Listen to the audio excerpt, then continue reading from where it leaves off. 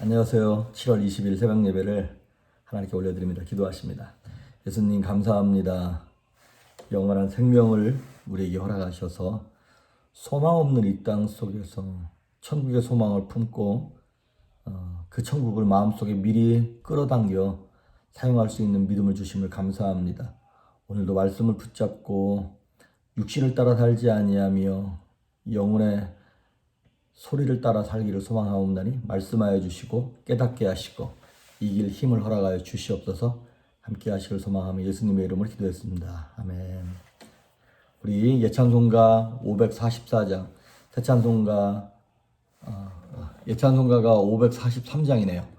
새찬송가 491장 저 높은 곳을 향하여 1절, 2절, 4절, 5절만 3절을 빼고 양이 많아서 1, 2, 4, 5절만 찬양하겠습니다. 저 높은 곳을 향하여 날마다 나아갑니다. 내 뜻과 정성 모두어 날마다 기도합니다. 내 주연의 발붙드사 그곳에 속에 하소서. 그곳은 빛과 사랑이 언제나 넘치옵니다. 배움과 죄가 있는 곳 나 비록 여기 살아도 빛나고 높은 저곳을 날마다 바라봅니다.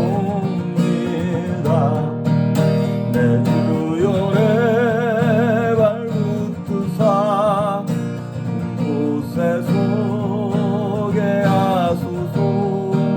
그곳은 빛과 사랑이 언제나 넘치옵니다.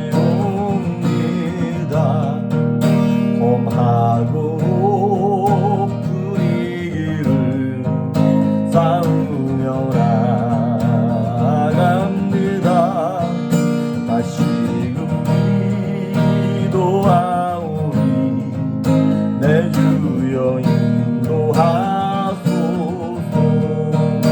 내 주연의 발붙드사 그곳에 속에 하소서.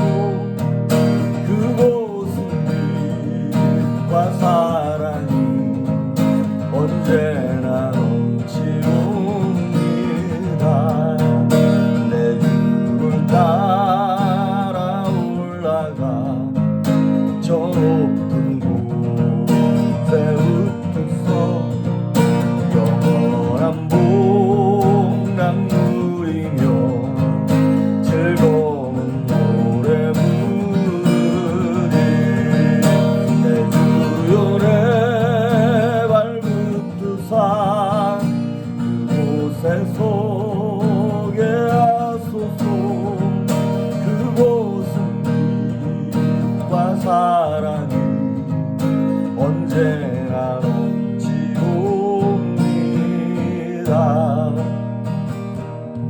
아멘.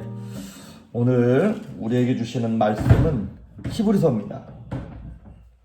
히브리서 12장 1절과 2절입니다. 우리가 지난주 금요일날 내드렸던 숙제는 히브리서하고 야고보서를 보는 것이었습니다. 오늘 내드릴 숙제는 베드로전서, 베드로후서, 그 다음에 요한 1, 2, 3서, 유다서. 이 책은 많은데 분량은 그렇게 많지 않습니다. 베드로전서, 베드로후서, 요한 1, 2, 3서, 유다서. 그리고 이제 내일까지 그 다음 이제까지 다 하면 요한계시록 하면 이제 다 끝나는 것입니다.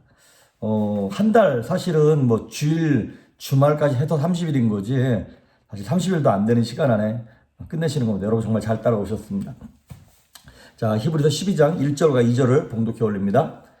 이러므로 우리에게 구름같이 둘러싼 허다한 증인들이 있으니 모든 무거운 것과 얽매이기 쉬운 죄를 벗어버리고 인내로써 우리 앞에 당한 경주를 하며 믿음의 주여 또 온전케 하시는 이인 예수를 바라보자. 그는 그 앞에 있는 기쁨을 위하여 십자가를 참으사 부끄러움을 개의치 아니하시더니 하나님 보좌 우편에 앉으셨느니라. 아멘. 자, 2절에 보면 믿음의 주요 온전케 하신 예수님을 바라보자 라고 하는 얘기가 나옵니다. 그렇습니다. 믿음이라고 하는 것은 뭐 여러 가지로 정의 내릴 수 있겠지만 여기 있는 본문을 보면 예수님을 보는 거예요. 예수님을 믿는 것인데 먼저 예수님을 바라봄으로 믿게 되는 것이죠. 그래서 그러면 예수님을 보는 것, 예수님께 우리의 시선을 고정시키는 것이 믿음이잖아요. 구체적으로 그것이 무엇인가를 두 가지만 보겠습니다. 1절에 보시면 아시겠지만 모든 무거운 것과 얽매이기 쉬운 죄를 벗어버리는 것. 예, 그렇습니다. 첫째는 벗어버려야 합니다. 예수님을 따라가고 예수님을 믿으려면 벗어버려야 돼요. 그럼 뭘 벗어버릴 것인가?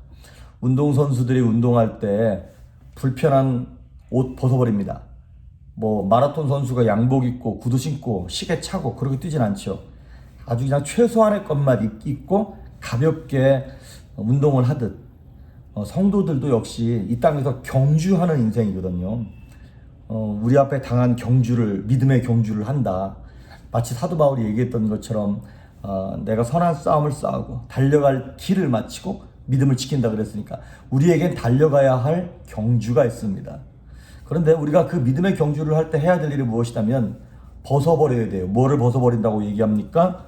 무거운 것과 얽매이기 쉬운 죄.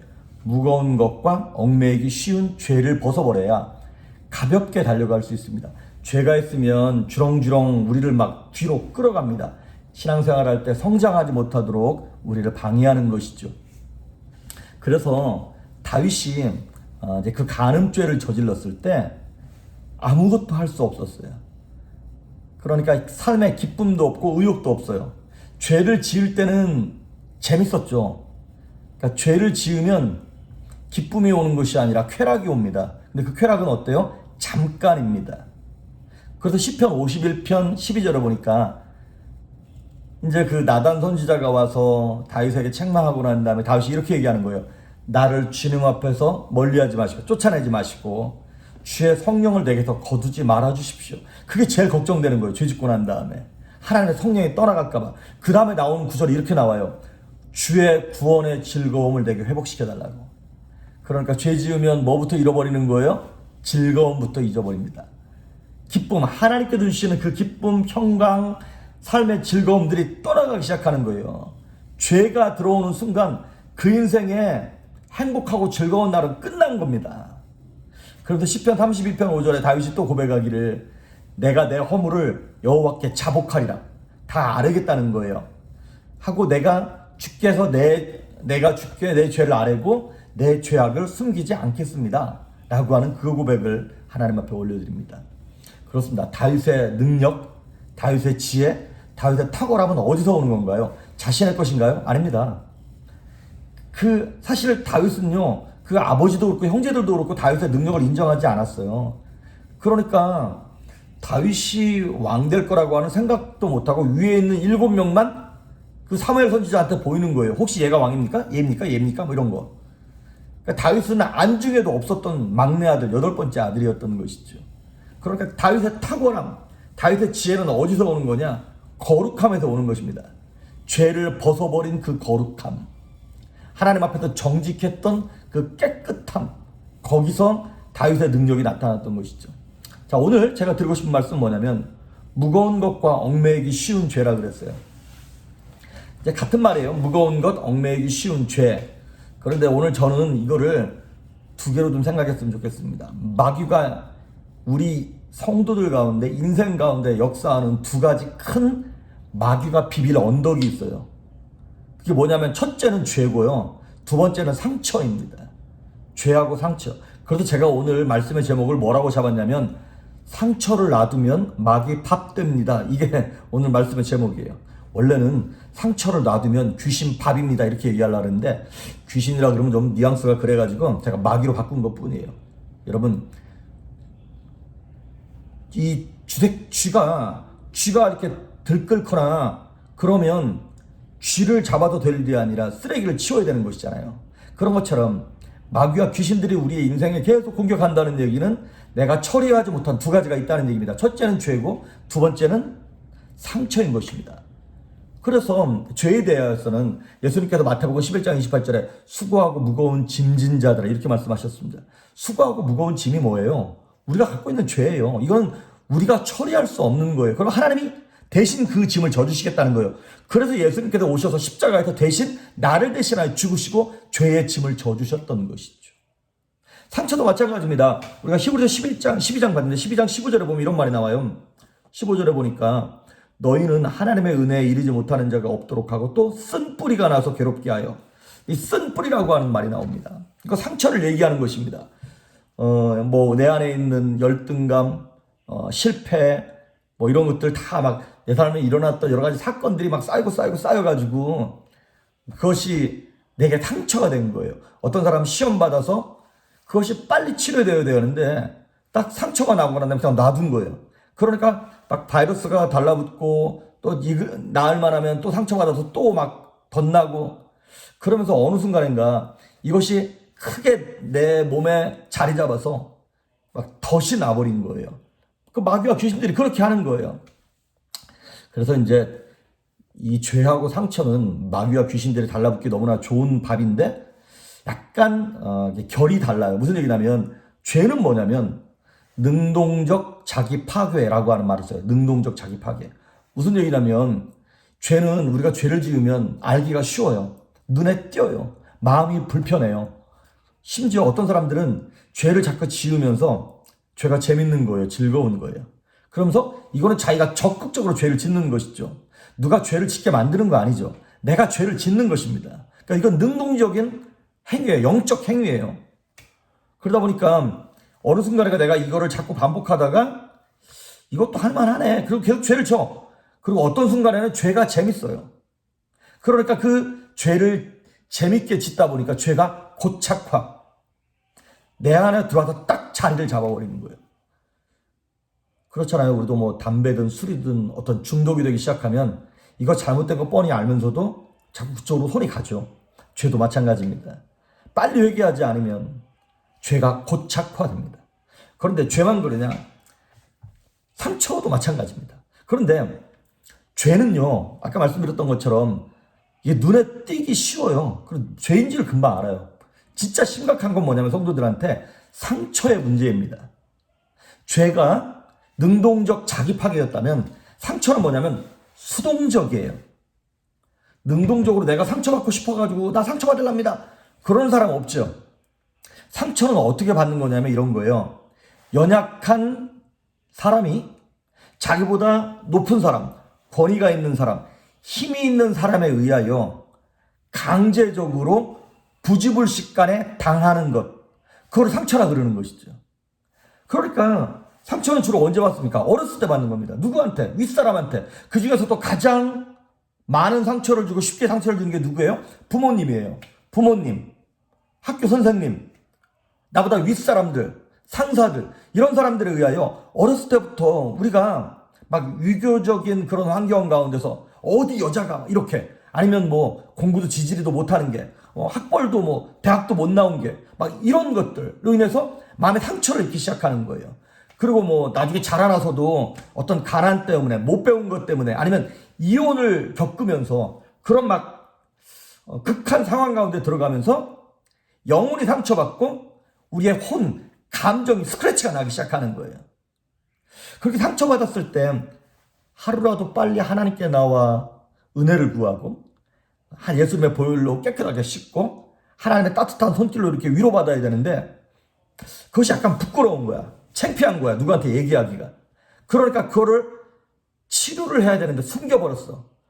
숨겨버림으로 말미암아 살아가면서 겉으로 볼 땐 멀쩡한데 어떤 연관된 말, 내가 어렸을 때 상처받았던 환경과 연관된 말이 툭 튀어나오면 욱하는 거예요. 그리고 옆에 있는 사람들이 이해를 못하는 거야. 저 사람 되게 괜찮은 사람인데 왜 이런 말에 저렇게 과민 반응하는 거지? 아프니까. 건강한 사람들은 이렇게 건드려도 괜찮습니다. 그런데 이 안에 상처가 있는 사람들은 툭 쳤는데 그냥 그렇게 되는 것처럼 우리가 어렸을 때 받았던, 아니면 약자여서 받았던 그 상처에 누가 붙는 거예요? 예, 귀신이 들러붙는 것입니다. 마귀가 그걸 이용하는 거예요. 그래서 이제 상처를 수동적 자기 파괴라 그러는 거예요. 이건 내가 원했던 게 아니잖아요.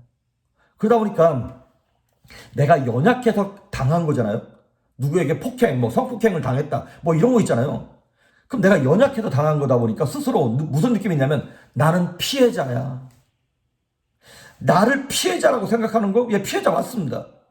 아무리 근데 피해자라도 빨리 치료해야 될 거 아니에요. 그런데 많은 사람들이 거기서 무슨 실수를 저지르냐면 피해 의식을 가져요.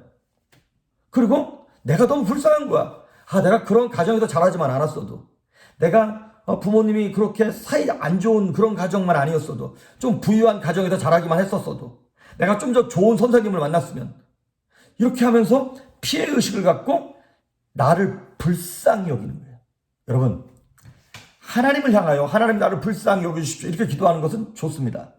그런데 내가 나 자신을 너무 피해자라는 의식을 가지고 나를 불쌍히 여겨. 내가 얼마나 비참한 인생인가. 내가 얼마나 뭐 이렇게 남들과 비교해서 나는 정말 가망 없는 인생인가. 그러면서 자기 자신에 대한 자기 연민이 생기기 시작하는 거예요. 죄송합니다만 자기 연민은 귀신 밥입니다, 여러분. 이거 빨리 떨쳐버리셔야 돼요. 여러분, 불쌍하긴 합니다. 누군가와 비교했을 때 어떻게 그런 환경에서 컸을까, 참 불쌍하다, 안 됐다, 이런 거 참 불쌍하고 안타깝긴 합니다. 그런데 자꾸 자기 연민 가지고 내가 나 자신을 불쌍하게 여긴다고 귀신이 떠나가나요? 마귀가 안 건드나요? 얘는 불쌍하니까 나중에 가서 건드려야겠다, 뭐 이러든가요? 아닙니다. 연약하면 연약할수록 더 마귀 밥이에요. 이 닭들 이렇게 보면 약간 골골대는 닭들이 있어요. 그러면 다른 건강한 닭들이 보살펴 줘야 되잖아요. 아닙니다. 건강한 닭들이 와서 그 병든 닭 계속 쪼아서 죽입니다. 이스라엘 백성들이 출애굽해서 광야 나왔을 때 아말렉이 누구를 공격했어요? 앞에 있는 건강한 유다 백성들, 이런 사람들 걷는 것이 아니라 맨 저 뒤에 처져 있는 노약자들, 여인들, 이런 사람들 공격했다니까요. 마귀 전공입니다. 우리가 우리 스스로를 너무 불쌍하게 생각하고 막 자기 연민에 빠져가지고 그러고 있으면요, 나만 손해예요. 나만.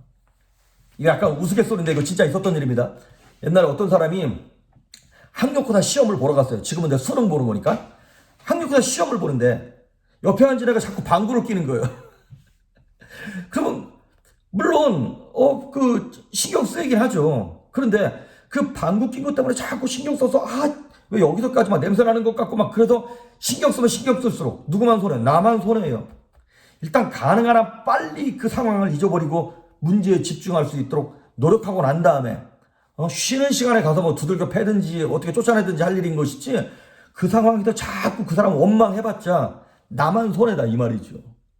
그러니까 여러분이 어렸을 때 받았던, 환경 가운데 받았던 상처, 이런 것에 대한 감정적인 어떤 해소와 보상은 나중에 받을 생각하십시오.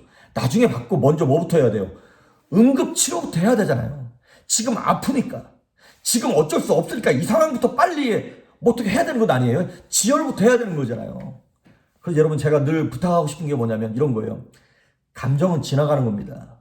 그 지나가는 감정에 내가 매여서 그 마귀가 주는 감정적인 어떤 연민, 피해의식이 내 인격이 되지 않도록 조심하십시오.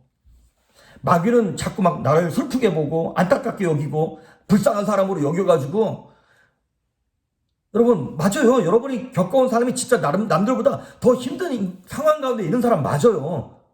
근데 그거 내가 계속 붙잡고 있는다고 요만큼이라도 나아질 게 아닌 거잖아요. 일단 건강하게 회복되고 난 다음에 하나님께서 무슨 감정적인 보상을 해주시든지 해주는 거지. 그래서 그 상처가 우리의 삶 속에 쓴뿌리로, 그 비러네스, 그걸로 자리 잡지 않도록. 그러니까 어떤 사람은 나는 그냥 농담으로 대충 한 소리인데 평상시 다른 사람 같으면 금방 넘어갈 일도 막 욱하는 거예요. 어떻게 막 목사가 그런 얘기를 하냐는 거예요. 뭘 그런 얘기를 해? 그건 지가 아픈 거지, 자기가 아픈 거지. 그러니까 일단 건강해진 게 필요한 거예요. 지나가는 감정이 내 인격 되지 않도록 하십시오. 그 감정이 내 성격으로 자리 잡지 못하도록 여러분, 예수 이름으로 명령하고 막고 벗어나야 한다는 것입니다. 그렇게 해서 벗어버리셔야 돼요. 죄와 상처를 벗어버리셔야 돼요. 그러고 난 다음에 12절에 나오는 것처럼 이제 우리 앞에 당한 경주를 인내하는 거예요. 믿음의 주 온전케 하시는 예수를 바라보면서 인내하는 것입니다. 여러분, 이런 거예요. 오늘이 내 생일인데 아빠가 아침에 출근하면서 이렇게 얘기하는 거예요. 상준아, 아빠가 이따 저녁에 생일 선물 사올게. 그러면 하루 종일 그 선물을 받을 생각을 하고 있는 거죠. 아직 선물 안 받았어요. 하지만 선물 받을 생각을 하니까 어때요? 기쁘죠. 그 믿음으로 사는 거예요. 아직 우리 손에 천국이 임하지 않았고, 아직 부유함이 임하지 않았고, 아직 평강이 임하지는 않았어요. 그런데 하나님이 주실 거라고 약속하셨잖아요. 약속의 하나님을 믿고 믿음으로 인내하는 거예요. 그러면 결국에는 하나님 결국 약속의 하나님은 지키시는 분이잖아요. 그걸 주실 뿐만 아니라 이 땅에 사는 동안도 하나님의 천국을 미리 끌어다가 가불해가지고 우리가 그 기쁨과 평강을 누리게 되는 것입니다. 오늘 여러분 이 말씀을 생각하면서 벗어버려야 될 무거운 것과 얽매이기 쉬운 죄가 무엇이 있나 한번 돌아보시고 오직 예수 그리스도만 바라보면서 그 결승점, 그 골라인을 인내하면서 믿음으로 뛰어가서 승리하는 여러분 될 수 있기를 주의 이름으로 축복합니다. 기도하십니다. 예수님 감사합니다. 우리 삶에 얽매이기 쉬운 죄들, 무거운 짐들이 너무나 많이 있습니다. 그것을 내 성품, 내 인격, 내 운명인 줄 알고 붙들고 살았습니다. 하나님 이 시간 깨닫게 해주십시오. 그것이 내 것이 아니라 버려야 될 짐임을 깨닫게 하여 주시옵소서. 악하고 더러운 귀신들은 나사렛 예수 이름으로 떠나갈지어다, 물러갈지어다.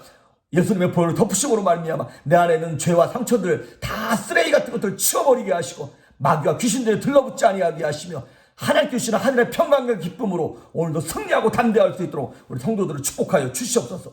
감사드리옵고 예수님의 이름으로 기도했습니다. 아멘.